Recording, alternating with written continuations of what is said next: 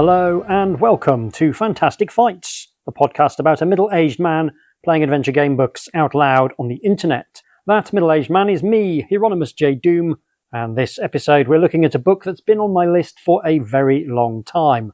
Conan the Outlaw, book 25 of the TSR Endless Quest series that sought to introduce kids to the concept of role-playing through the medium of the insanely successful choose-your-own-adventure-style books that were the most significant game books in the American publishing industry at the time. It was written by Roger E. Moore with cover art by Keith Parkinson and interior art by Ron Randall.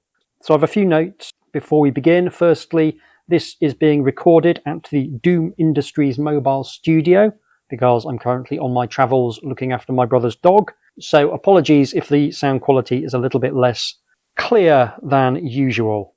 I also need to thank a couple of new patrons, kind souls who've gone to patreon.com/HJDoom and pledged as little as a single English pound to support my nonsense. Roger and Liz, thank you very much indeed. Your support is deeply appreciated. I salute you.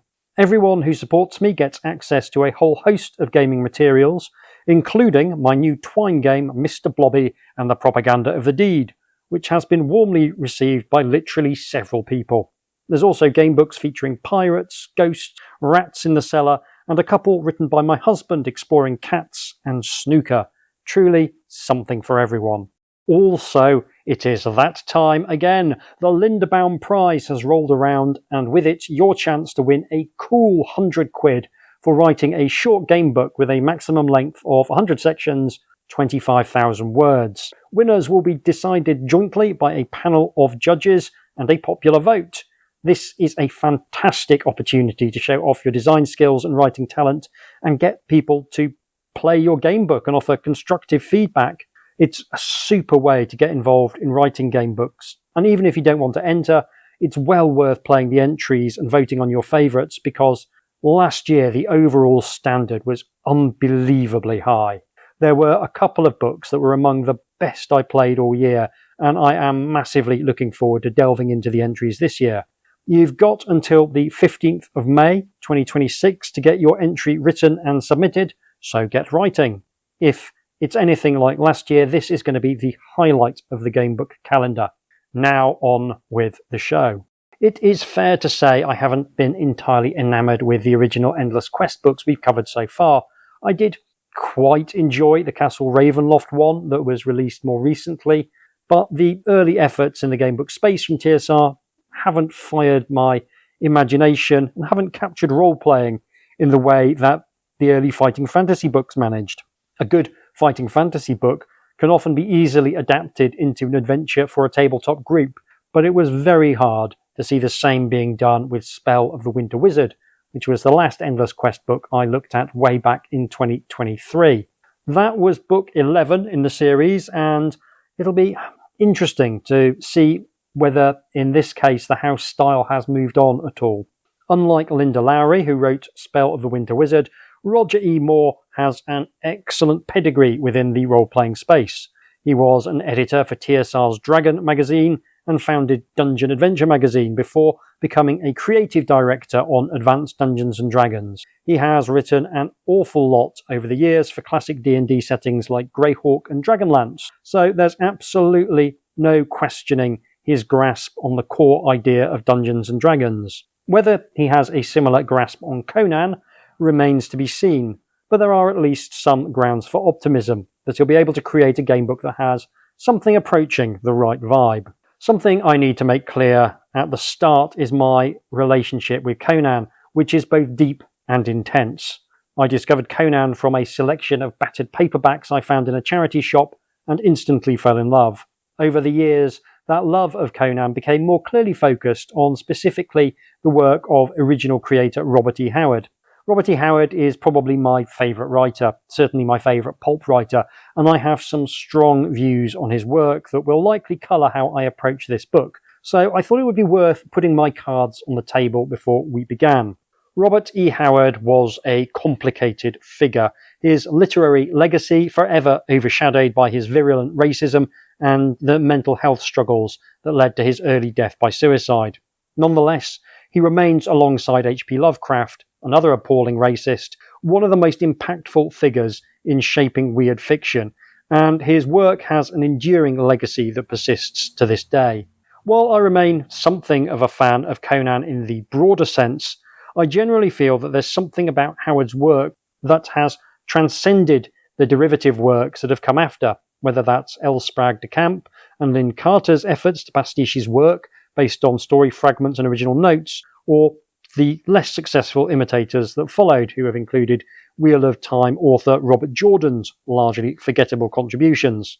There's also some more interesting work in there from the likes of Carl Edward Wagner and Andrew J. Offert, and also in the pages of Marvel's Savage Sword of Conan comics, more so than the main Conan comic that Marvel put out. Howard's work often seems to fit very neatly into the milieu of pulp adventures, and indeed Conan is merely one hero among many that he came up with. He stands alongside characters like Bran MacMorn, Solomon Kane, and his precursor, King Kull, as a man of action whose savage code and unmatched physical brawn are the key characteristics in a life of violence. However, Howard also wrote more modern adventure stories, as well as a series of tales set in the Crusader kingdoms of Outremer, not to mention horror tales that form part of the Cthulhu mythos. His writing is straightforward and direct, and seems on the surface to be something it ought to be simple to imitate, but I would argue that impression is deceptive. The fact that Robert E. Howard is still read today, while many of his imitators and even contemporaries are not, indicates that there's something going on with his writing beyond simplistic tales of muscle-bound alpha males committing acts of wanton violence. For me, there are a few key things which tend to be obstacles for most writers attempting to create Conan pastiches. The first is stylistic, and it is that Robert E. Howard was, first and foremost, a poet. The closest thing he left to a suicide note was the simple couplet, "All fled, all done, so lift me on the pyre. The feast is over, and the lamps expire." This was probably not intended as his final statement on life, probably having been written some years before his death, but it is nonetheless inextricably linked with his suicide. This, perhaps better than anything, illustrates how he wrote, with tremendous economy, but with a strong, natural-sounding cadence and carefully chosen words that paint a vivid picture. This extends to his prose as well, which has a lively rhythm that often mirrors the action being depicted, as well as marrying simple declarative statements with an evocative lexicon. His style is both direct and florid at the same time, and he sketches battle scenes with intensity whilst propelling the prose forward at the same breathless rate as the action. This style is extremely difficult to imitate if you've not written poetry extensively and interiorized the skills of both lexicon and prosody. In fact, speaking as someone who has written poetry extensively, I can say that even if you have, it is a very difficult style to imitate. It came naturally to Howard. It does not come naturally to those who followed him. It's by no means impossible to pastiche in much the same way that Nicky Spillane's cynical gutter prose has frequently been used as a template for hard-boiled detective fiction, but it is hard to get right. It's interesting to note that although the two writers are often contrasted, Howard shares with Tolkien the underlying instincts of a poet, which is one reason why Tolkien pastiches are also extremely hard. There are two other elements that fantasy writers also struggle with in Howard's style. He was deeply influenced in much of his best work by his friendship with and admiration for H.P. Lovecraft. The two corresponded frequently, and Howard's fantasy stories often have something of a Lovecraftian slant, an atmosphere and ethos that has been termed cosmic horror. This is characterized by a high degree of pessimism about the world and the place of human beings within it. The supernatural in Howard's work is almost always a force that evokes fear and terror. It is not simply otherworldly, it is almost always intrinsically hostile and frequently disquietingly alien, although quite often it is just a big snake. This leads to the other element of Howard's writing, the contrast he draws between the concepts of civilization and barbarism. In Howard's worldview, these forces are always in tension, with first one, then the other asserting domination before giving way. The Conan stories are littered with the remains of forgotten civilizations that have descended into decadence and collapsed under the weight of their own contradictions. This is perhaps most memorably depicted in my favourite Conan story, Red Nails. This was not something that Howard simply wrote about, it was something he felt in his bones. He saw civilization as fundamentally corrupt, a veneer of hypocrisy over a way of life that was every bit as violent as the barbarism it professed to have supplanted. Indeed, it's often said that the function of a state is to maintain a strict monopoly of violence, which it then deploys against its own citizens. Whereas this combination of deep pessimism about civilization, a sense of a cruel and profoundly hostile universe, can make his work seem quasi-fascist, were it not married to the deep sensitivity of a natural poet. There is an ambivalence to Howard that more conventionally right-wing writers attempting to follow in his footsteps miss. This is not to excuse some of the more objectionable qualities of his writing.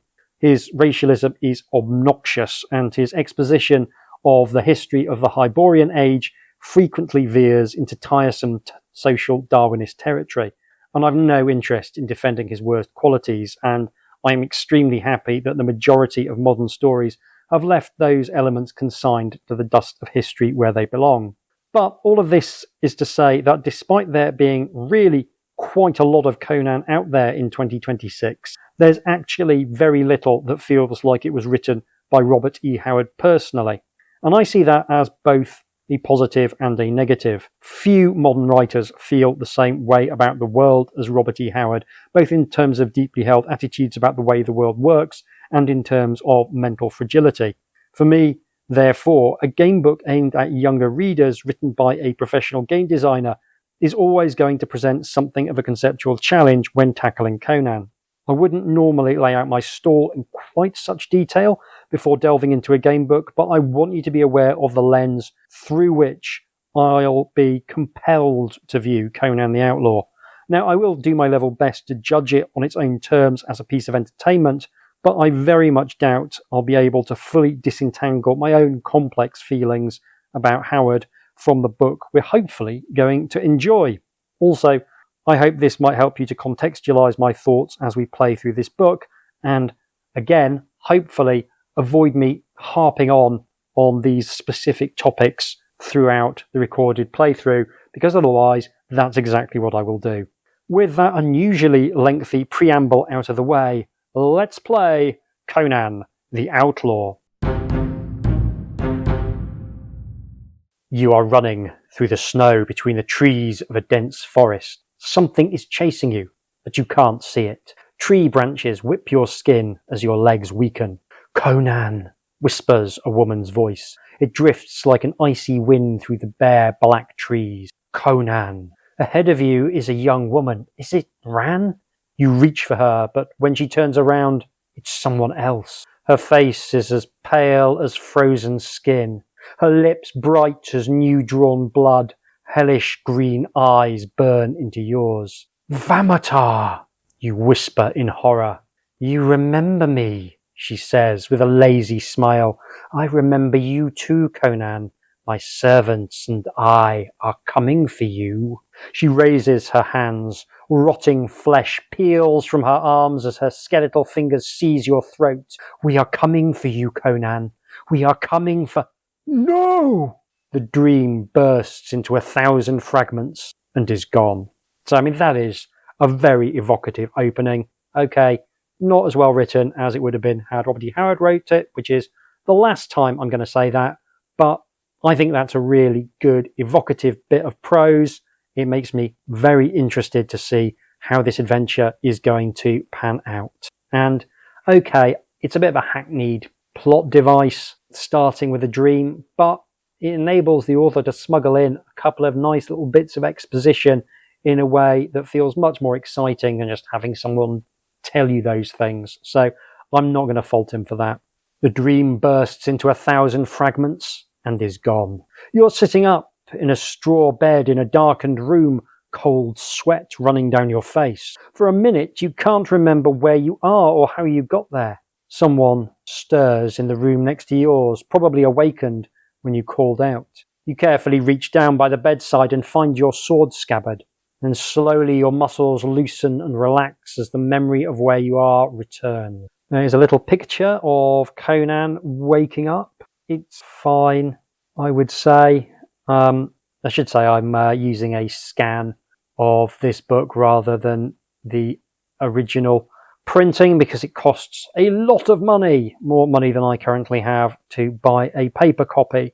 So it's possible that the scan isn't doing it a huge number of favours, but I would say that it is competent at best. You've been staying for the past week at a farmhouse in northern Brythunia.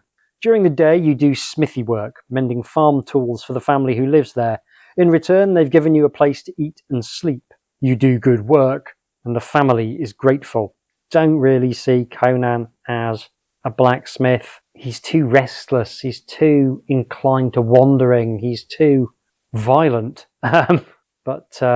Yeah, okay, that's where we're going, fine. But things are changing for the worse. This is the third night in a row you've had the same nightmare. It means something, and you are afraid you know what it means. A footstep sounds in the hall outside your door. Your muscles tighten as you slide your broadsword free and wait in silence. Conan? A girl's voice whispers. Galatia. You put the sword away and swing your feet off the bed. Come in. The door creaks open and candlelight fills the room. Galatia is the oldest daughter of the family. She holds a lamp that illuminates her curly raven black hair and simple woolen nightgown. Hello, she says with a nervous smile. Did you have a bad dream? You run a hand through your long hair. It wasn't good, you mutter, reaching for your sandals. I may as well stay awake now. It will be morning soon.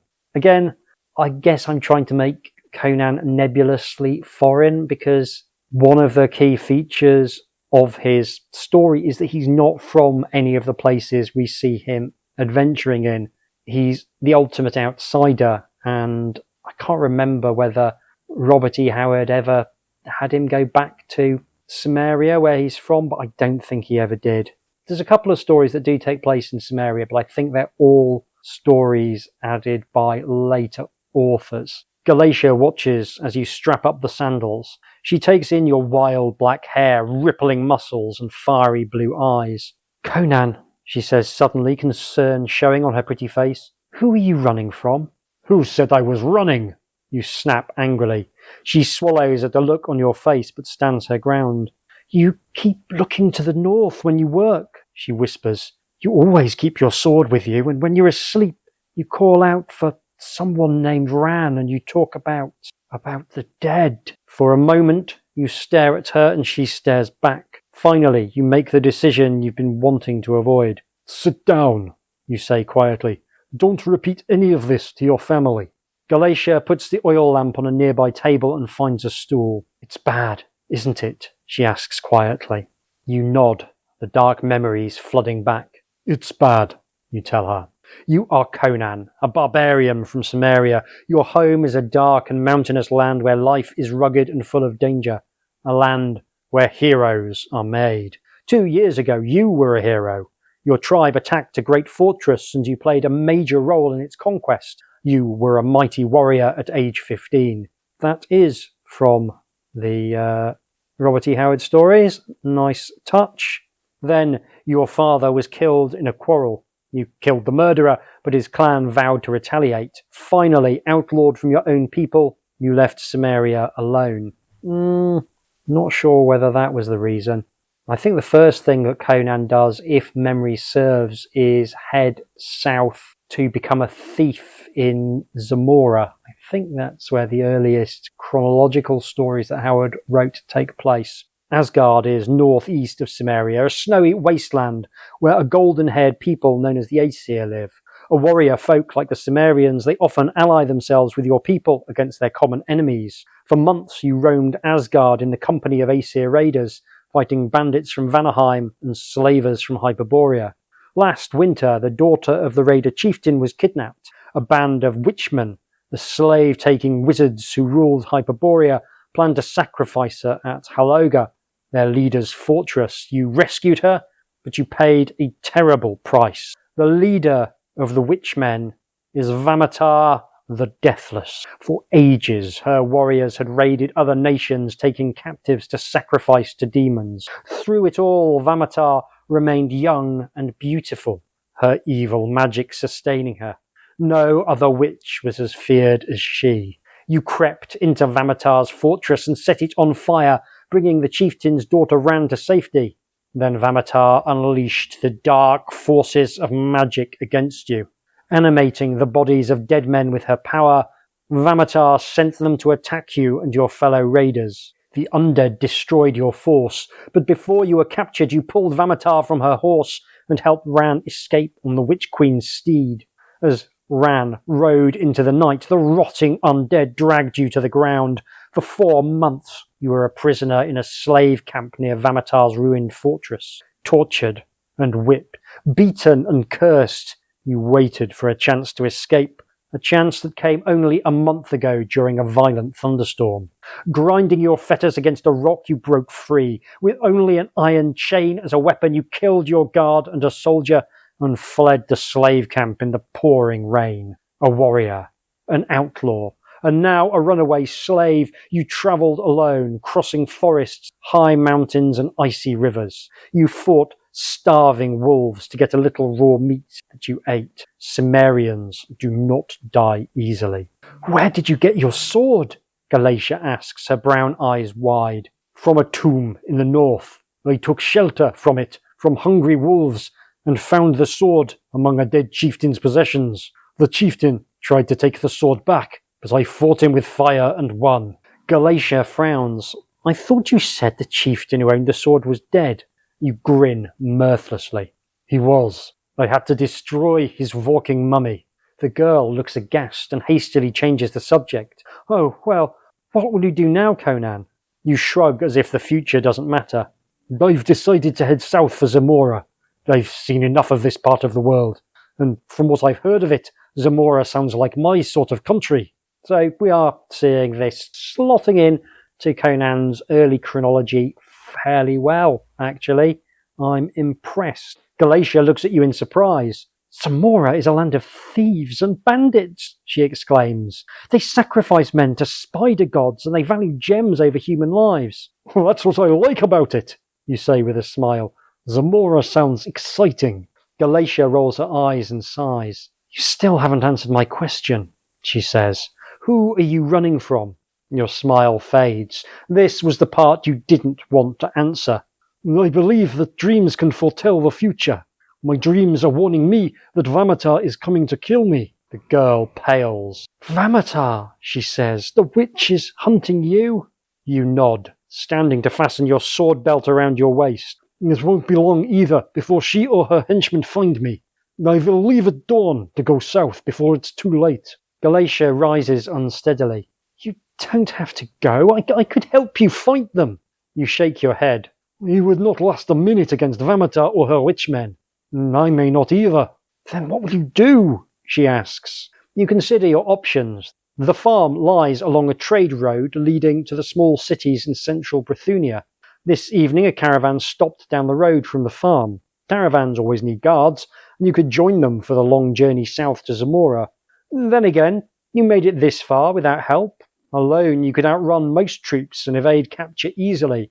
The third option is difficult, but does appeal to you. You could stay at the farm in Brithunia a while longer. Time is running out fast. You might have to flee immediately if Vamatar's forces appear. Galatia's eyes shine as they look at you. You know she wants you to stay, danger or no. Well, I'm going to stay. Doesn't seem very Conan-y to stay in one place. He is a natural wanderer.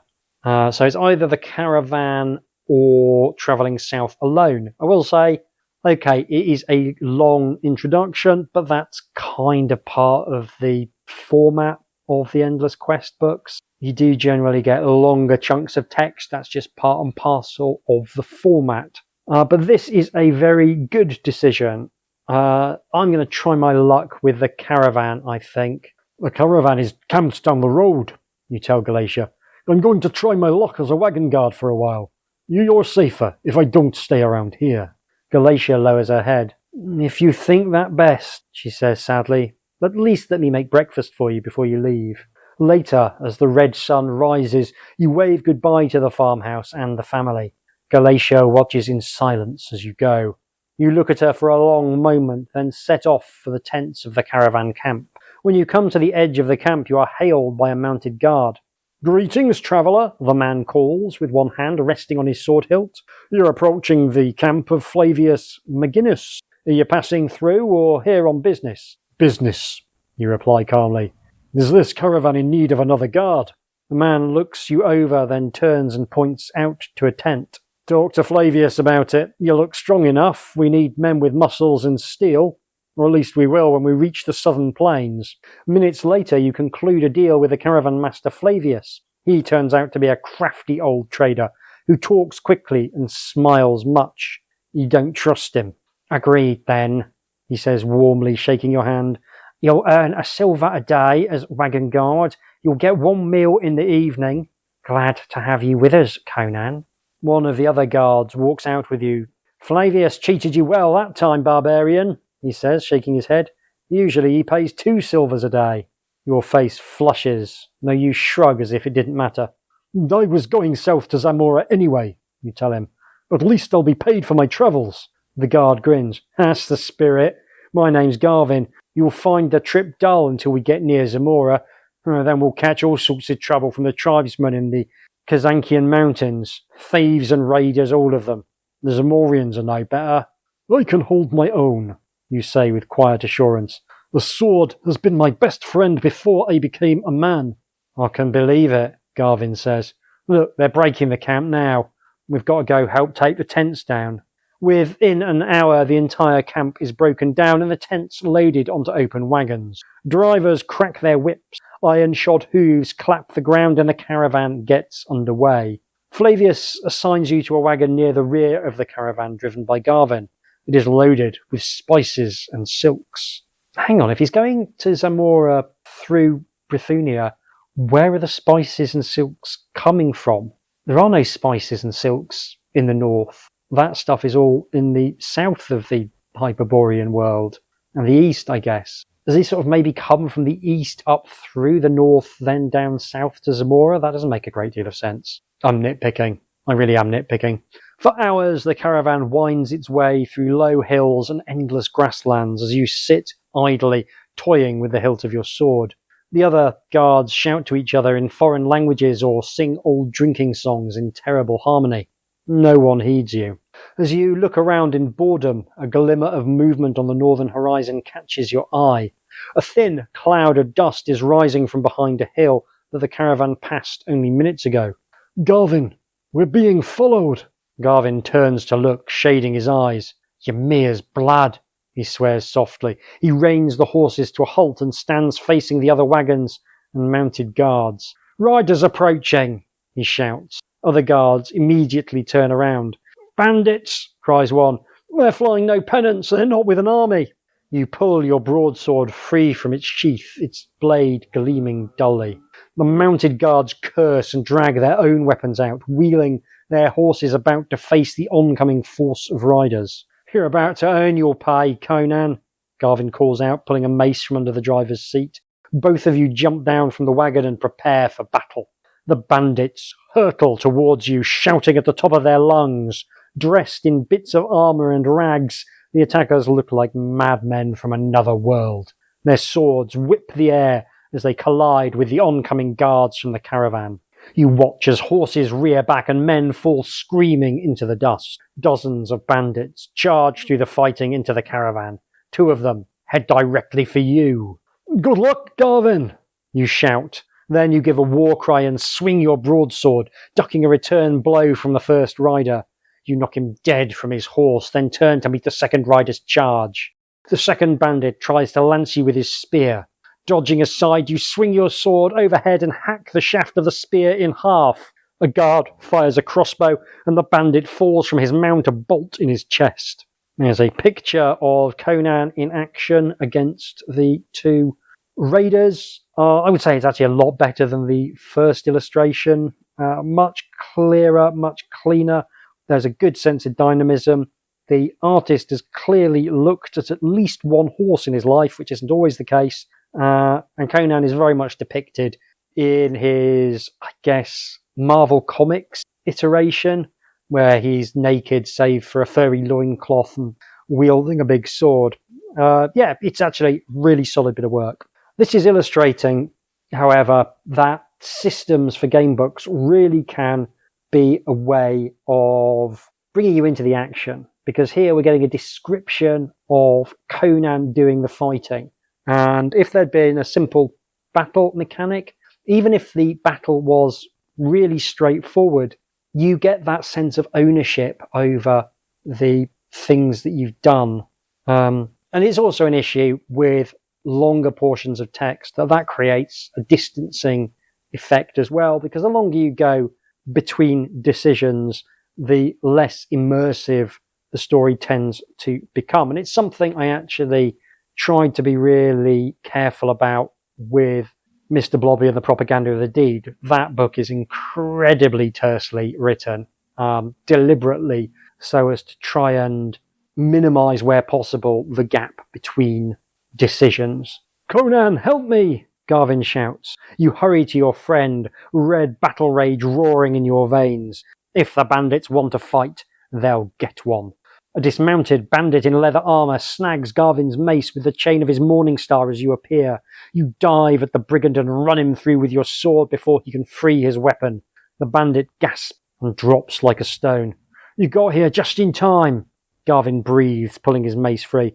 "Let's move back to the centre of the caravan where we can..."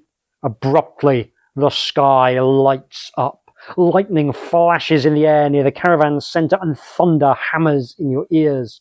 The sounds of battle die for a second. Then the bandits shout and attack the caravan guards with a new ferocity. You understand all too well what's happening. "They've got a sorcerer," you tell Garvin, over the din of the battle. "The bandits have a spellcaster fighting for them." Garvin's face is white with fear. "The caravan's almost overrun now," he says in despair. "If they have a wizard, we're finished." Another bandit charges, but you sidestep his attack and cut him down with a blow from your sword. You must make a fast decision. If you're willing to keep fighting the bandits, that's one option. If you think it's better to escape before you're overwhelmed, that is another option. One of the things that makes Conan appealing as a hero to me is that he is very brave, but not remotely sentimental. When he's being paid for his sword, he feels a degree of loyalty towards the cause he's fighting for, but he shows a remarkable willingness to cut his employers loose if it looks like things are going against him. And I like that healthy contempt for the idea that being paid to do fighting means being willing to run into certain death. So I'm going to try and channel my inner Conan, and I'm going to actually try and make a run for it before I'm overwhelmed. You grab Garvin's arm. "Let's not throw away our lives. Let's take as many men as we can and escape into the hills." Garvin agrees without hesitation and roars out a command. A number of caravan men hear his call and make their way towards you, fighting off their attackers as they come. With furious strokes of your sword, you chop your way through the bandit mob towards freedom. Rallied by your courage and fighting skill, the men following you shout their defiance and knock the bandits aside. As you break free of the battle, a flash of crackling light bursts behind you from around the main fighting. It is too far away to worry about now, however. "Keep moving," you urge the dozen survivors around you. "Head for the higher ground in case we have to make a stand." "What about the sorcerer?" a wounded man gasps as he runs. "Worry about one thing at a time," Garvin tells him. "Just keep moving." No one speaks as you and the others quickly climb a nearby hill. The raiders and the remains of the caravan are almost a mile behind you before you allow the group to stop and rest. None of the bandits are pursuing you, probably because they are eager to get to the treasure on the caravan wagons. Garvin looks back, shading his eyes. "Conan," he says, "something strange is going on." You turn around. Near the middle of the ruined caravan, you see a white-robed man dismounting from his horse. His long, pale hair blows in the wind as he looks up the hill towards your party. You recognize the symbols on his robe. "That man is a Hyperborean sorcerer," you say quietly. "If we don't escape now, we're finished." Garvin's face darkens. "Do you mean he's so powerful that not even all of us together can take him on?" You remember how Queen Vamatar conjured up an army of dead men and destroyed the force of Aesir that you roamed with last year. This man could be just as dangerous. With only a dozen men to fight whatever he conjures up, we've got no chance at all, you tell him. You turn to the men with you and shout, Split up, run for cover and keep running. Find shelter as best you can. Just get out of here. Even as you speak, the sorcerer raises his hands and begins a spell. The men with you see this and run immediately, terrified of what might happen next. Good luck, Conan, shouts Garvin. The two of you set off at once, running deep into a pine forest ahead. Soon you realise you are alone. Even Garvin has vanished from sight. You run on, across the lonely forested hills, your sword in the scabbard swinging at your side. Even at this distance, it doesn't feel safe from the reach of the sorcerer's evil magic. It isn't long before you find out that you were right to feel nervous about the sorcerer. A strange, wild cry echoes in the sky over your head. You look up. By Crom! You gasp. Shadowed against the sky is a ghastly creature, a huge, vulture-like monster. Its black, leathery body is surrounded by an aura of pulsing violet light, so bright that it hurts your eyes. The creature seems to be tracking you as it flaps its wings in a strong but slow beat. The monster flies faster than you can run, but you might be able to find shelter from it if you can keep moving. However, you are Conan, and you have an urge to try and fight the creature, even though it has obviously been summoned by evil magic. There is a picture of the creature. It's another one that's not particularly good. It looks a bit bird-like, but somehow kind of furry, like the artist couldn't quite decide how to render it even as he was drawing it. The body certainly doesn't look leathery to me, but that could just be me. So we've got a choice of standing and fighting the flying monster or trying to keep moving to escape from the beast. Again, both of these seem like perfectly good options for Conan of Cimmeria. I feel like, while not perfect, so far the author does seem to have a bit of a handle on Conan. And okay, it's having to be filtered through a very much more young adult kids vibe. Although having said that, I read the original Conan stories when I think I was about 12 first. So, but there is a handle there, I think, on the character of Conan, which I'm very much enjoying. So far, this feels like, I guess, this is as good as I maybe could have expected it to be, which I guess sounds like faint praise, but is genuine praise. I am really enjoying it so far. Again, I think it's underrated that Conan is more than just a simple stabby swordsman. He's also a pretty canny tactician as well, and I think he would want to try and escape from the beast at first. He has a natural distaste for magic, the barbarian's instinctive fear of the uncanny. So we're going to try and keep moving to escape. You fought animated dead men in your time, as well as wild animals and enraged warriors, but this vulture-like monster is something entirely new. You hate to do it, but the only sensible thing to do is flee. Without hesitation, you run into the trees. Far above you comes the faint thrumming sound of the beast's leathery wings. The best you can do for a time is to stay near the trees. The flying beast cannot get at you through the closely knit branches. When you must run through clearings, you dodge from side to side to elude the monster's grasp as it dives at you. As you run, a rumbling sound reaches your ears, growing louder with each minute. You realise you must be approaching river rapids. Perhaps you have a chance after all. Abruptly, you break from the trees and find yourself on the banks of a thundering river. You look up just in time to see the flying monster, its wings burning with blue and violet flame. It hurtles towards you with claws outstretched. With lightning reflexes, you leap into the river just as the monster snatches at you. Unable to pull out of its dive in time, the creature crashes into a large rock and bursts into a shower of violet flame and dark smoke. But the river has you. The thunder of the rapids fills your ears. All you can do is hope and try to keep from swallowing water as the current drags you among the rocks. A long time later, you pull yourself ashore on a sandy riverbank. The pain from slamming into rocks and fighting to stay afloat is almost more than you can bear. At least I'm still alive, you think to yourself. Exhausted, you drop your head upon the sand. The world fades away into a deep and dreamless sleep. The next thing you know, a woman's voice is repeating something over and over. Her voice is familiar and yet strange. Conan, please, Conan, wake up, she says. Your vision returns slowly. Aching muscles complain as you sit up to see who's with you. A young woman kneels in the sand beside you, bathing your face with a cloth. Her brown eyes are warm, but her face is pale and drawn with anxiety. Conan, she says, dropping the cloth. Conan, I can't believe I found you. Galatia, you say hoarsely. Is that you? How did you? I followed you, she says simply, pushing the jet black curly hair from her face with the back of her hand.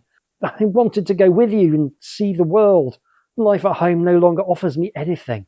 I took a horse and came after you. A horse, you say, sitting up. You try to suppress a groan as you ask, where is it? Galatia picks up the cloth and cleans a long cut on your arm. Dead. A bandit chased me and killed my horse with an arrow. I escaped and was wandering by this river when I saw you. Where's the bandit now? Galatia's lips tighten. He's dead too. Father taught me to use a dagger to defend myself. I brought it with me. You look at her with surprise and new respect. The warrior is a good companion to have on long trips, you mutter. Galatia puts down the cloth and helps you get to your feet. Now that I've found you, I don't have any idea what to do next, she says. I saw the bandits attack your caravan and they're still around in these hills. There are more things to worry about than just bandits. You tell her about the witchman who summoned the vulture creature to attack you. You'll have to go south to escape from him. He's one of Vanamata's men, and he's probably after me personally. We're going south, Galatia says firmly. I can't go back home, not with sorcerers and raiders about. You scowl at her, but she doesn't back down. Finally you give in. I don't like the idea, but if you're determined, come along, let's go. Galatia's face brightens. I was hoping you'd say that. So, it's a pretty good adventure. Enjoying how well it flows together.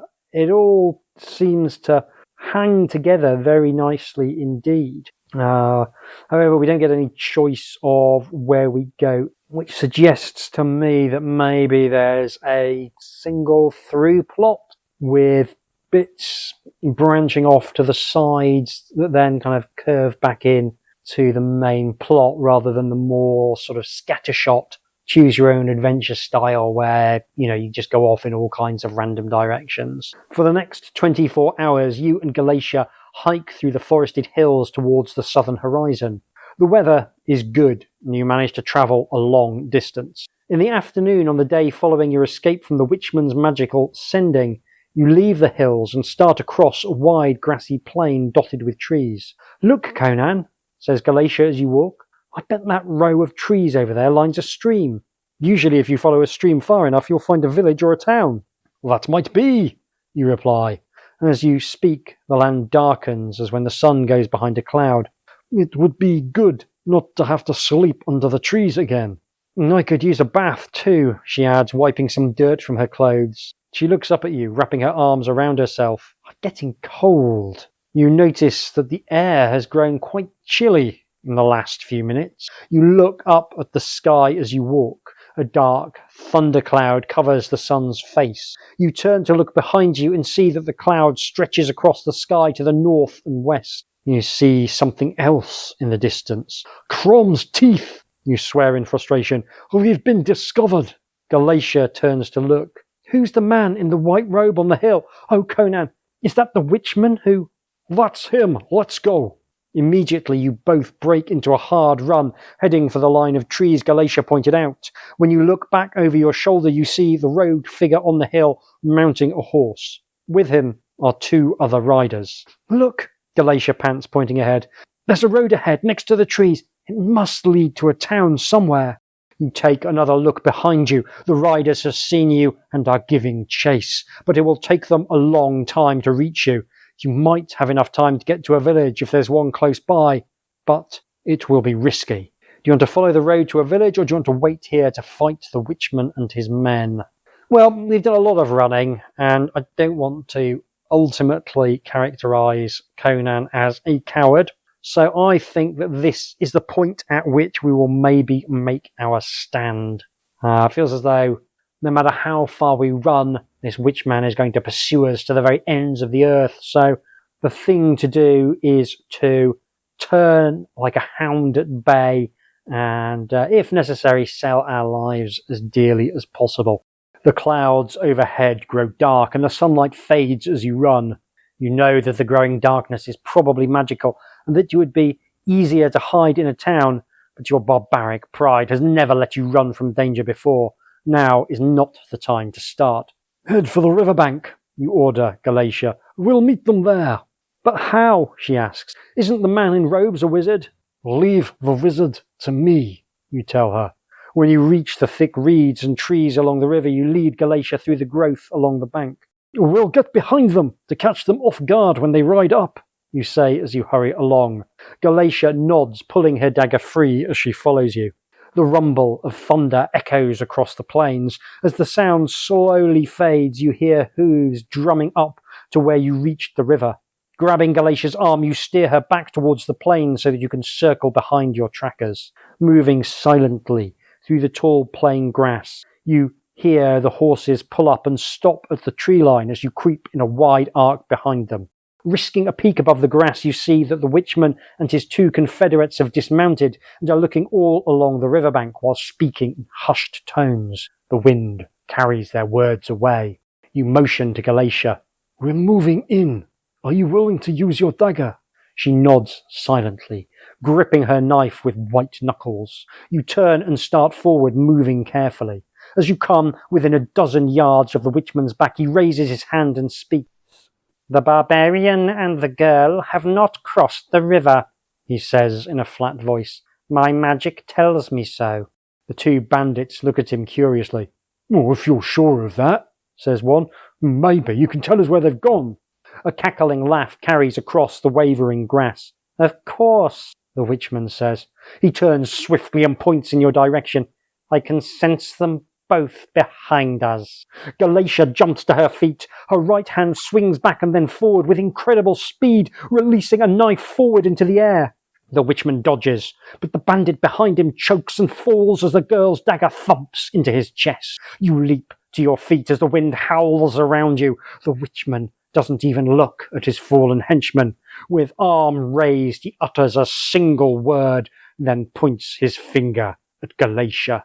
A writhing spear of lightning engulfs Galatia, the double impact of light and explosion blinding and deafening you. The lightning vanishes and Galatia drops motionlessly to the ground. No! You scream in rage. You hurl yourself at the sorcerer. This is quite the turn. The witchman tries to get away from you, raising his arm to summon another lightning bolt. Your sword flashes down like a meteor.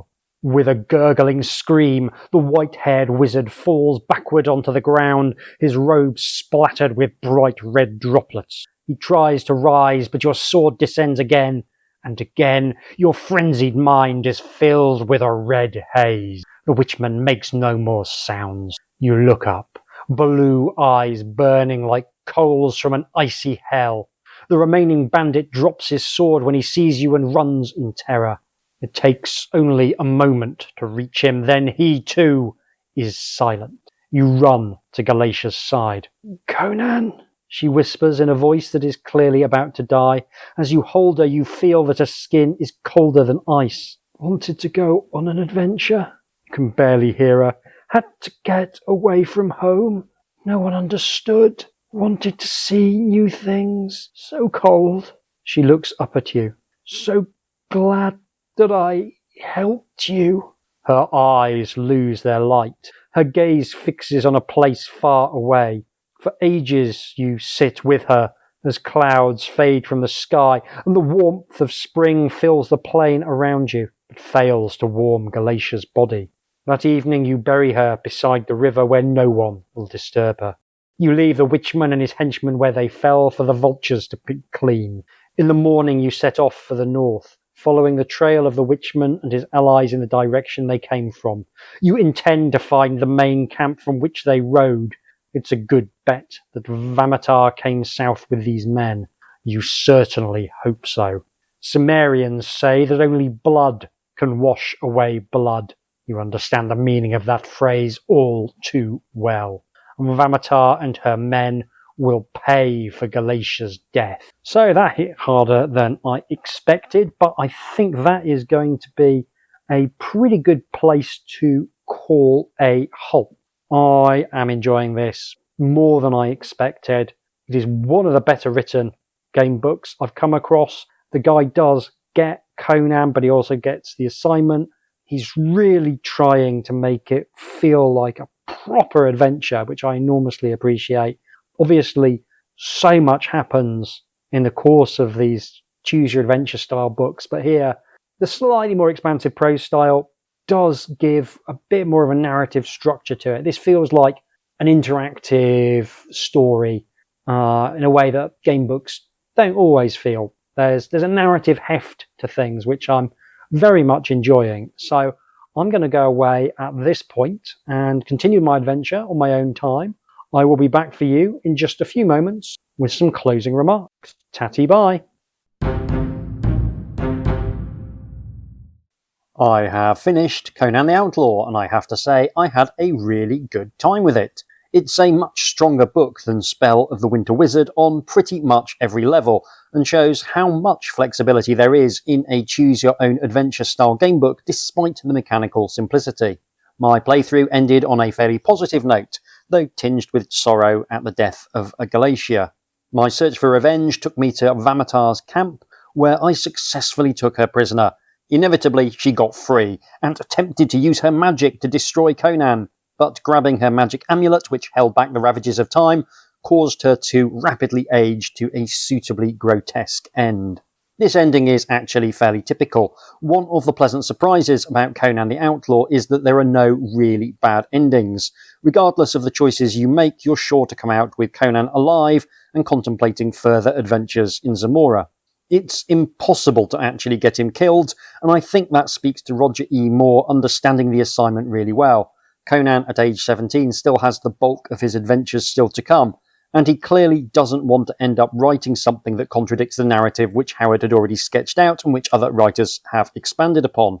While the fact that there are a plethora of different possible outcomes for Conan the Outlaw does raise significant issues for continuity and canonicity, I do like the fact that Moore has decided that none of the outcomes are going to rule out the events of later stories. It's also very much the case that a Conan fan is unlikely to want to see the unconquerable hero die. Part of Conan's appeal is that he always wins in some sense, though that constant parade of victories is contrasted against a frightening and hostile world that always reminds the reader that his victories are somewhat meaningless in the grand and cruel sweep of history. By taking abject failure off the table and being committed to keeping his barbarian hero alive and in broadly good spirits at the end of each adventure, Moore sets himself a significant writing challenge. Game books often tend towards there being more ways to die than to live, and I think writing a series of good messy deaths is a lot easier than writing a series of successes, which probably says something about the state of this fallen world. I think Moore has done a really good job here of creating plenty of texture in the stories he's created in this book. In some, you'll be able to tackle Vamatar herself, while in others you may only succeed in escaping the immediate peril. You can meet and gently romance two different women, Galatia, who we saw in my playthrough, and Ran, the Aesir warrior woman who was referenced in Conan's opening monologue about the events that led him to Galatia's farm. I managed to get Galatia killed, and it's possible to do the same with Ran, which leads to the same revenge-based strand of the book. Trying to keep the supporting cast alive while still taking on Vamatar provides an excellent reason to go back and play again. Even though there's no genuinely terrible ending, it does feel like some endings are better than others, which is nice and retains a sense that there are stakes at play. There are some absolutely great moments along the way as well, which help the individual plot lines stand out. One of my favourites has you turning an army of skeletons on the Hyperboreans through a bit of psychological trickery, and another sees Conan and his allies setting fire to a wood that is actually an army that's been glamoured to disguise them as trees. Finding that within the ashes of each tree lies a human skeleton is exactly my kind of macabre and gruesome image. I think Moore has also thought quite hard about the structure of the adventures as well. This book is much wordier than a typical choose-your-own-adventure style book and is clearly aimed at an older readership, which allows for more violence and some subdued horror elements. What those extra words also do is allow Moore to give the various stories within Conan the Outlaw more of a literary structure than a choose-your-own-adventure usually manages. The tales here are necessarily still brief, but they have more of a sense of time passing, and key events do have a bit more space to breathe thanks to the longer prose sections. The tales here are still contracted. Each choice you make comes at the end of an act, and that does wonders for making the book feel satisfying to play. Every playthrough feels like a legitimate adventure, and Moore has made an effort to show that decisions you make have real consequences. He also invariably positions every decision you make as justifiable within the narrative. The text always tells you that you've made a good decision, and that helps preserve Conan's mystique as a powerful and canny warrior. Everything you can do within the choice matrix essentially feels like something Conan would do, and that's really important when trying to give the player a sense of what it might be like to actually be Conan. This does come at a cost, however. Inevitably, for someone reared on fighting fantasy, it does feel as though there are lengthy periods where you are simply a passenger reading about things happening rather than taking an active role in shaping those events.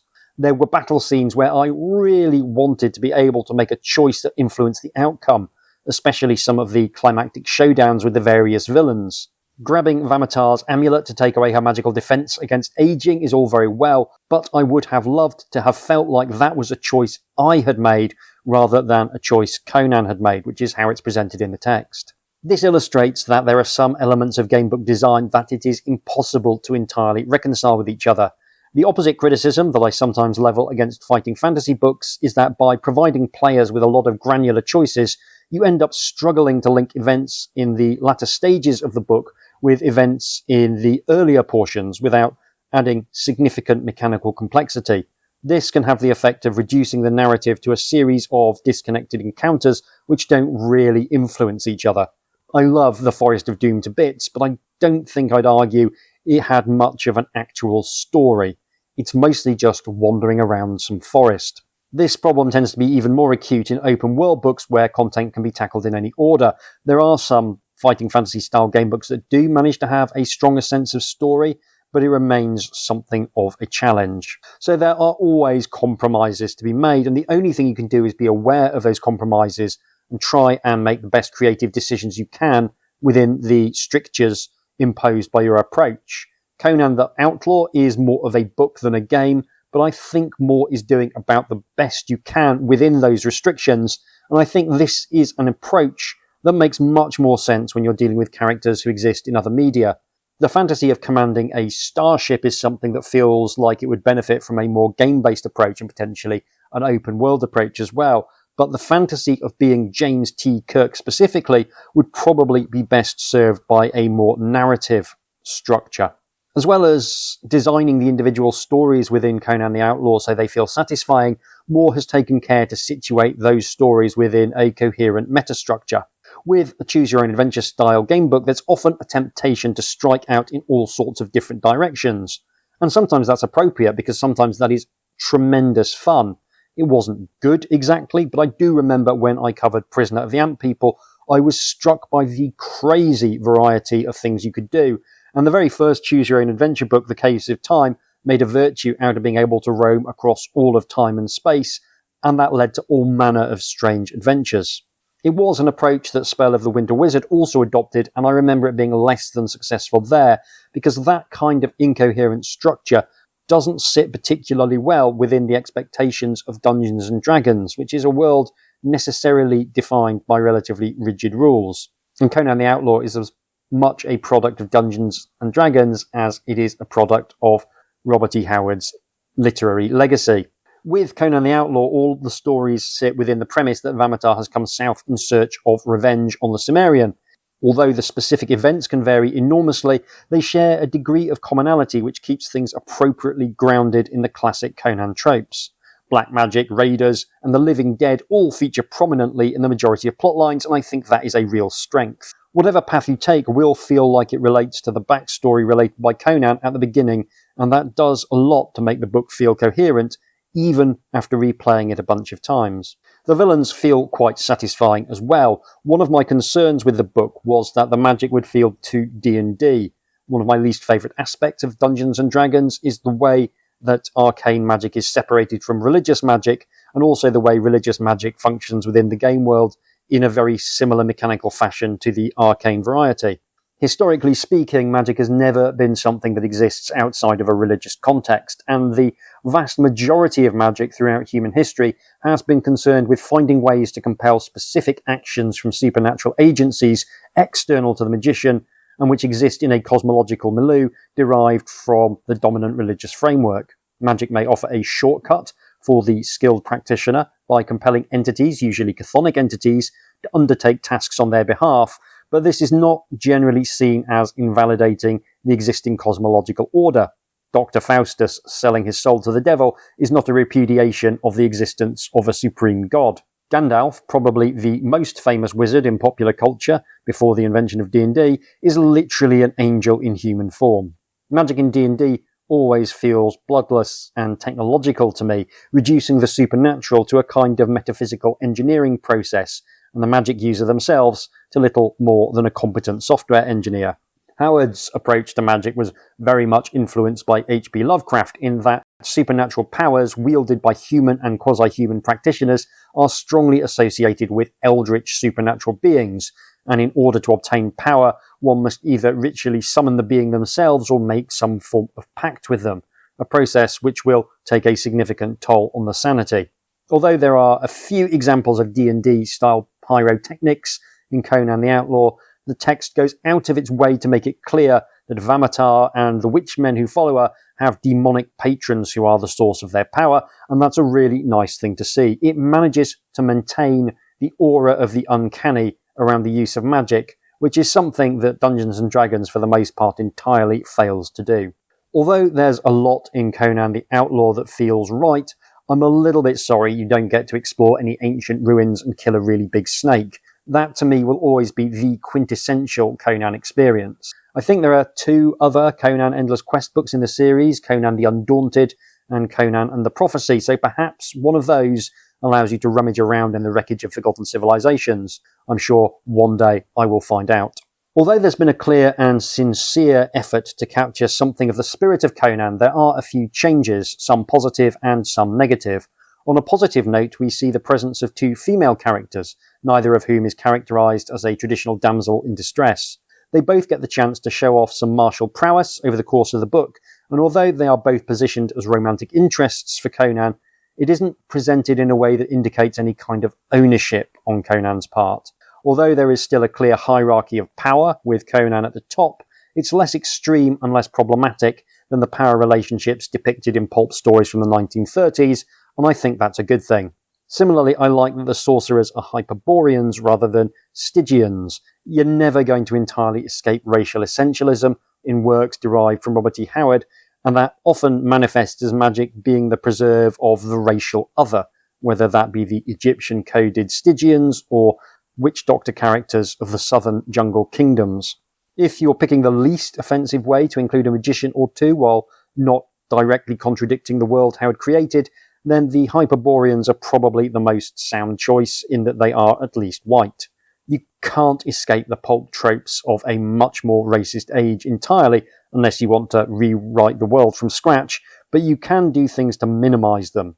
And if you're interested in literature that reacts against the white supremacist strands of sword and sorcery, there's a really good set of stories starring the hero Imaro, written by Charles R. Saunders, which deftly marries the genre conventions of sword and sorcery to a distinctly African setting.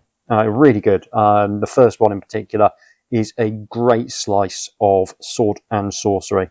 However, much though a degree of modernisation is necessary for Conan the Outlaw, it isn't all entirely successful. Conan is explicitly described as unwilling to hurt women in a way that vibes as patriarchal, and in the case of the evil sorceress Vamatar, undermines her as a legitimate threat. I think this is a case of imposing a black and white rule on Conan's personal morality, a morality which Howard depicted as being more instinctive than formally axiomatic. Conan is not especially moral by civilized standards. He is a thief and a mercenary for much of his career, but while he has a cynic's understanding of power relationships, he is rarely personally cruel.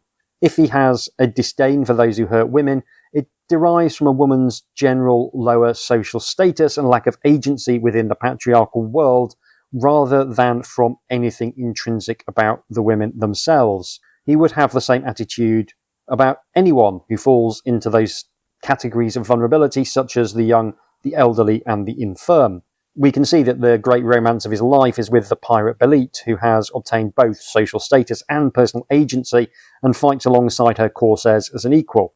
And it feels patronising not to treat Vamatar as a deadly foe who must be fought as an equal, her magic, after all, providing something of a level physical playing field for a deadly contest of arms. I think this is an example of a writer imposing the values of civilization on the barbarian, a civilization that prides itself on respecting women whilst severely curtailing their rights. Somewhat related to this is the sense that this is a slightly watered-down Conan, who has had the rougher edges of his personality sanded down in order to make the book more acceptable for younger readers, and also probably more acceptable to the publisher, which is more important. I'm not sure how necessary this actually was. I was probably about 12 when I read Conan, and although this has only been lightly sanitised, I don't think there would have been a problem if it had been a little more cynical and a little darker. But maybe the Endless Quest book being pitched at quite a young age generally meant that TSR were a little bit concerned about a potential backlash against a book that featured sex and violence to a greater degree than they were comfortable with. It certainly wouldn't have been the first backlash that TSR had experienced. There are some fine, gruesome moments to be found in here, no doubt, but I would have been happy for it to go further than it does, in particular with the contrast between Conan's morality and that of the world around him. And honestly, this is a pretty sincere effort to try and produce something that's recognisably Conan, and that hasn't always been the case with the enormous amount of Conan content that's been released over the years. The rights to Conan are an absolute mess, and there is a company called Conan Properties International which claims to hold the copyright on the character, but doesn't necessarily treat the character with the greatest degree of respect. We don't need to get into the weeds of this, but I have a deep and atavistic loathing for the idea that there is a multinational company profiting from the work of a man who died in 1936 and had no children. There is no Howard estate profiting from derivative media created from his characters. I find it utterly morally bankrupt, literally just a corporation deciding that they own a thing they had no part in creating and whose copyright status is a subject of considerable debate. They are responsible for licensing the character out and ensuring a constant flow of content. That has included an AI chatbot game, various role-playing games, and 2 Saturday morning cartoons that water the character down to unfathomable levels. One day on my other podcast, Popular Antiquarian, I might have to do a series looking at the wildly inappropriate intellectual properties that have wound up having kids' cartoons attached to them. There's a Starship Troopers cartoon, for heaven's sake. Basically everything is content now, and its actual core attributes matter increasingly little.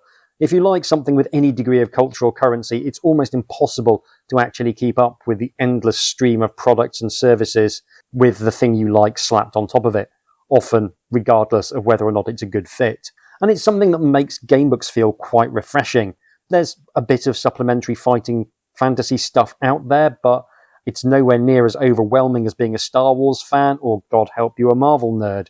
When I look at the plethora of Conan-adjacent tat, then Conan the Outlaw looks pretty good. There's clearly a knowledge of and appreciation for the source material on display, and the author has tried really hard to produce a gamebook that reads and feels like it could be part of Conan's world, albeit in a way that does end up feeling a little bit compromised. What ultimately strikes me about Conan the Outlaw is that it's quietly experimental, trying and I think broadly succeeding in providing the reader with satisfying choices, slightly more expansive narratives, and a real sense of the character of the protagonist. It makes me wonder whether there would be mileage in a Conan-inspired visual novel, which isn't a video game genre I'm super familiar with. It's possible that with the support of technology, you could actually make good strides in retaining the pleasing narrative structure you see here, but allowing the player considerably more agency within the story beats. I definitely think there could be a lot of mileage in doing something like Conan the Outlaw, which also has systems in place for making combat more interactive, for example. And it's got me thinking about the science fiction gamebook I was writing before I got unwell last year, which I definitely want to return to. One of the things I was looking at in the early portions of that gamebook was trying to bring in something of the structure of a TV episode, and Conan the Outlaw gives some fascinating pointers about ways in which I could tweak my approach, especially in terms of trying to find alternate takes on the same broad series of events to maintain a coherence to the story while still providing that interactivity that is so essential to a good gamebook. One thing I'm definitely going to be doing this year is trying to play more gamebooks based on pop culture properties to see how different people have approached the problem. In general, there's a sense that the answer is not especially well, as my reviews of the Doctor Who and Asterix gamebooks demonstrated, but I'm finding the challenge that these properties present increasingly fascinating. Of course, my own recent gamebook, Mr. Blobby and the Propaganda of the Deed, available now, is technically appropriating an existing pop culture figure, but there it's very much for the purposes of parody, which isn't the same thing at all. I don't have any requirement to try and cleave to the existing canon of Mr. Blobby lore, for want of a better term. Anyway, Conan the Outlaw, yeah, really good. Very pleasantly surprised by it, in all honesty. That is all for this episode. I'll be back in a couple of weeks with another in the rapidly diminishing list of fighting fantasy books, Port of Peril by Ian Livingstone. I'm certainly not going to complain about Ian Livingstone revisiting his old stomping grounds of Alanzia, and I hope very much you will join me for that. You can get in touch with me by email at HJDoom, all one word, at gmail.com, or by following me on Blue Sky at HJDoom. This has been a production of Doom Industries. Thank you very much for listening. Take care, and I'll see you soon.